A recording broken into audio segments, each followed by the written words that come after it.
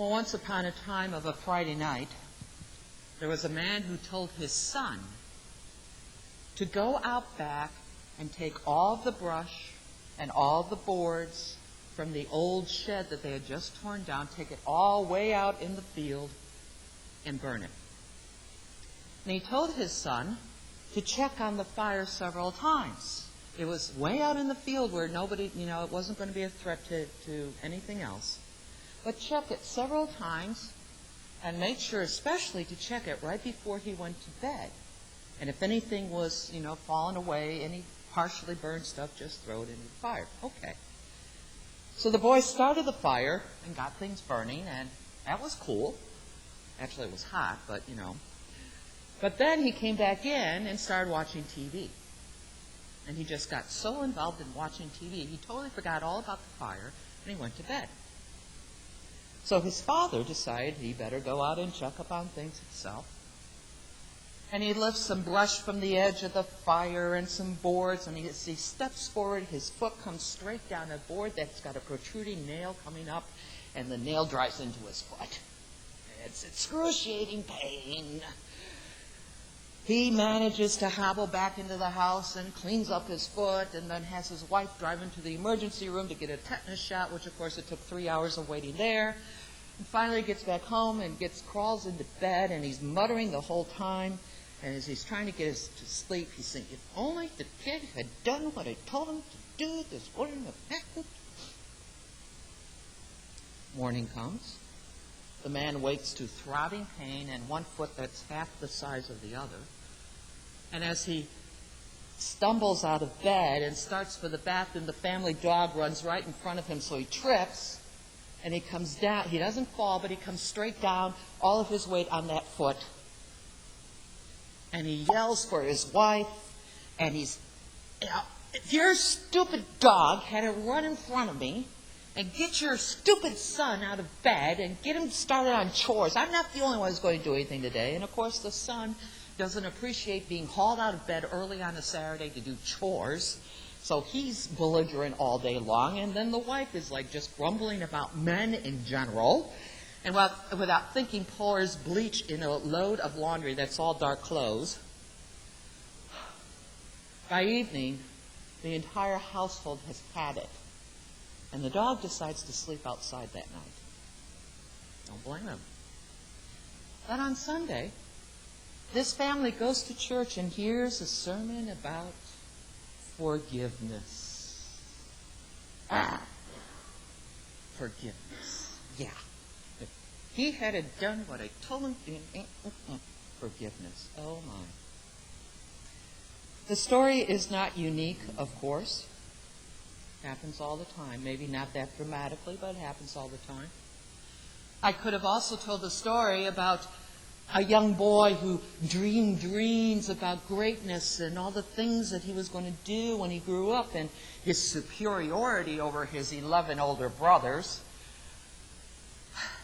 and how this young boy couldn't resist rubbing the noses of his brothers in his future greatness, so that because he was Daddy's favorite boy, his brothers finally decide they've had enough. They conspire to do away with him and sell him into slavery, and Joseph ends up in Egypt.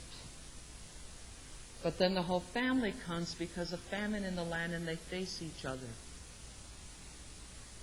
And forgiveness is the message of that first lesson. And yet hundreds of years later, the descendants of this family find themselves as slaves in Egypt. Now, if Joseph hadn't been such a spoiled brat, would Israel have ever become slaves in Egypt? Where does forgiveness play into this whole scenario? Well, today is not about assigning blame and responsibility for the bad things that happen to us. You ever notice, by the way, how we are not as quick to assign credit to others for the good things that happen to us? Now, the message for today is not how to figure out whose fault something is. No, the message for today is to forgive, and to forgive, and to forgive, and to forgive. 7 times yes, even 77 times, even 70 times 7. Those situations that happen in our lives, what is our response? Take a look at this. Lucas?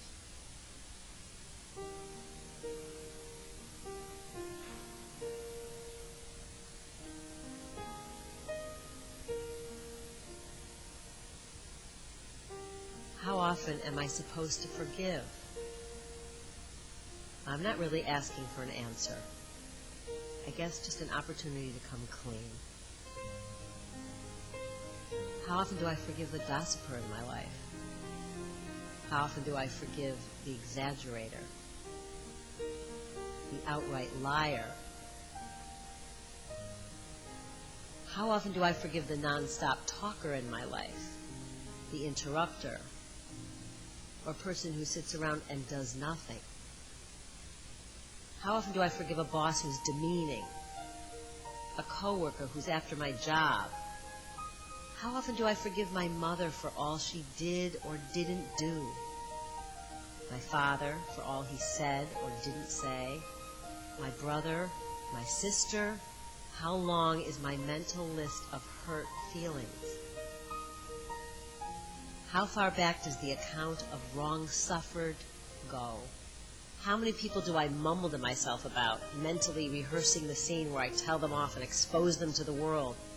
How many times do I hear bad news about someone who's hurt me, and I'm glad because, after all, they had it coming? Forgive me for all the times I haven't forgiven, for all the times I've only partially forgiven, grudgingly forgiven, or self-righteously forgiven. Help me to forgive others the way you've forgiven me, not for a moment, but for a lifetime. Not 7 times, every time.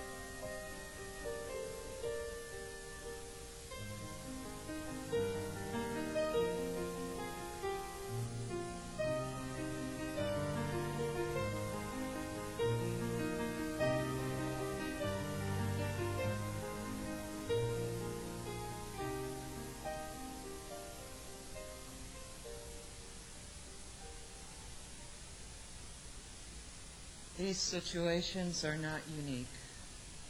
We can relate to them. They happen in our own lives. They happen in my life, I know.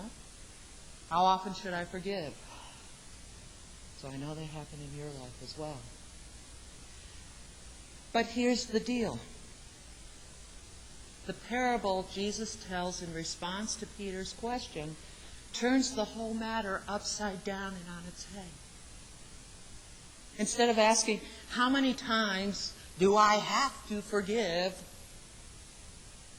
Jesus shows us that the question really should be, how many times, Lord, have you forgiven me? How many times, oh God, do you forgive us? But once I ask that question, I realize that it is unaskable. It's impossible. It's an impossible question. For I have no idea of how many times God has forgiven me. Not just once or 7 times, but every time. Every time. Who can keep count? More often than not, however, we don't think about God's forgiveness. The servant in the story didn't. He did not ask forgiveness of the debt. He tried to bargain with the king. Just give me some more time to pay it back. Do we bargain with God or try to bargain with God? Oh, Lord, I won't ever do that again. Please, Lord, if you do this, I will never do this again. Yeah, this bargaining kind of thing. That's what we do. But that's impossible. It's just as impossible as paying back $10 million, which is probably about what 10,000 talents is worth. It's impossible. God knows that. We know that. God extends forgiveness to us time after time after time, even before we ask for it. Now, does forgiveness do away with responsibility and accountability? No, of course not. We often hear the phrase, forgive and forget. Well, that's very reassuring to the person who's guilty. I have been forgiven, now you're going to forget all about it, right? Well, you should know the phrase forgive and forget is not from the Bible. Forgive and forget is from Shakespeare's King Lear. Forgive and forget, that's not biblical. That's not possible. It's not possible in our lives to forget the hurts. Oh yes, the passage of time may make them easier, but the scars are still there. We know that. So instead of forgive and forget, I would rather say, remember and forgive. Not remember the hurt, no. Remember God's mercy toward us. Remember God's forgiveness towards us. And when I remember that, then I can forgive someone else. When I remember God's forgiveness, I am able to forgive others. That's really the point of the story Jesus tells. The servant who was forgiven the 10,000 talent debt failed to remember this.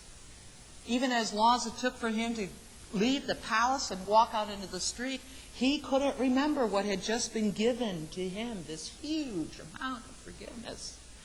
And when he sees his fellow slave who owes him $1, he shakes him by the throat, pay what you owe. He didn't remember. Or he chose not to remember.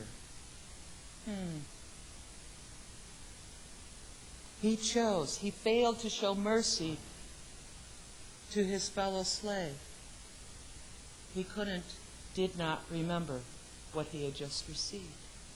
But you know, it's a scary thing to be forgiven. It really is. Because we become so vulnerable. When somebody forgives me, I realize how vulnerable that I feel because all of a sudden, I'm no better and I'm no worse than anyone else. Oh, I'm not perfect. I'm not right. No, I'm forgiven. I'm forgiven. But then even scarier is the challenge that once I have been forgiven is to extend that same forgiveness to somebody else. That's what Jesus is telling us. We have been forgiven so much by God. It's called grace. And because of that, we are able to forgive others. Okay? And I'm sure we think, because I know I think it, that's easy to say, but it's a whole lot harder to do.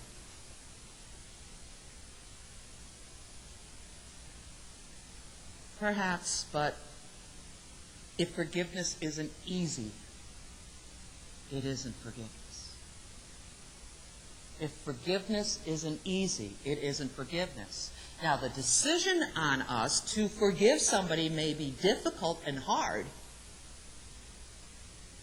but to forgive that forgiveness is easy. It's letting go.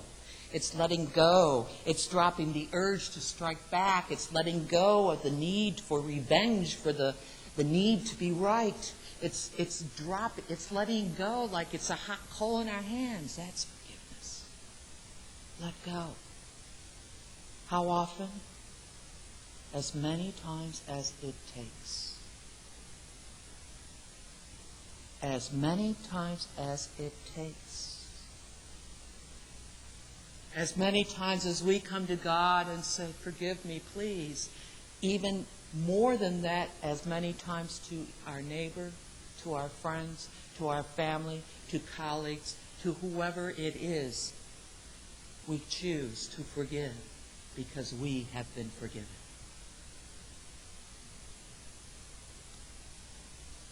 Lord, how often should I forgive? As many as 7 times? No.